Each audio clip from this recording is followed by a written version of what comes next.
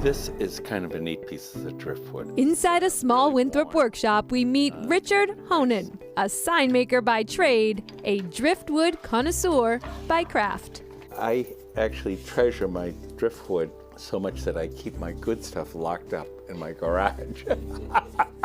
Honan holds each piece like a favorite child. You know, when I find a piece that's just like, oh my God, this is like finding a $20 bill. Fitting, his interest in this unique art form inspired by the younger generation. After seeing 3 10 to 12-year-old boys taking small pieces of driftwood and making almost like a collage, they had them all going the same way. But that sparked a flame in me, an interest in me, and I said, wow, I'm gonna move that to the next level. Collages, that's where he made his start. But today we are here to meet another creation. His name is Adam. He's going to be holding Eve in his hand. This is like putting together a puzzle that's never been together before. Countless hours go into the layers that eventually bring out the beauty of a human form, made entirely by pieces of wood that hold their own stories. The challenges are the hands and the feet. No paint here, just wood, glue, and nails. But that doesn't mean this isn't a palette of opportunity. Some of it is going to have a grain that might twist, and that might help with doing the muscles on a character like this. Honan has an eye for this. He sees muscle where we might see rust, and depth in the entanglement of the wood. I have to go around every angle.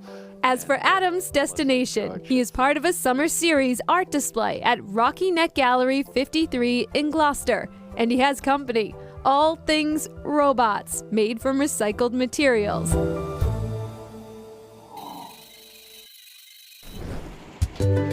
You can't miss this old Ford, polka dots, and checkerboard plaques, the latest innovation by the Revolving Museum, art that comes to you. Well, the Revolving Museum is a nomadic public art organization that was founded in Boston. The first show was in 12 abandoned railroad cars. Art loves words, which I thought... That was 3 decades ago. Founder Jerry Beck is at it again with the Poetry Mobile. More than 300 rolling rhythmical phrases traveling across New England. At each stop, they add to the eclectic mix of thoughts with work by novices. You don't have to make an epic poem. It can be one word. If you can come up with one word that represents who you are, that's a powerful poem for you. And we believe poetry, honestly, can be a catalyst for revolution. Because right now, we need people to talk to each other. We need people to write what's important to them. We need to get public art in public spaces. From sobering truths to humor to the odd, this work of wordsmiths represents every age group. Beck and his team started the engine on this project in the summer of 2019, making stops in Maine, Vermont, and now focusing in on Massachusetts. The locations: If we can find a big enough parking space, we pull right over, we get out, and we engage the public. I think it's like nurtured them because I can see the emotions. I see laughter.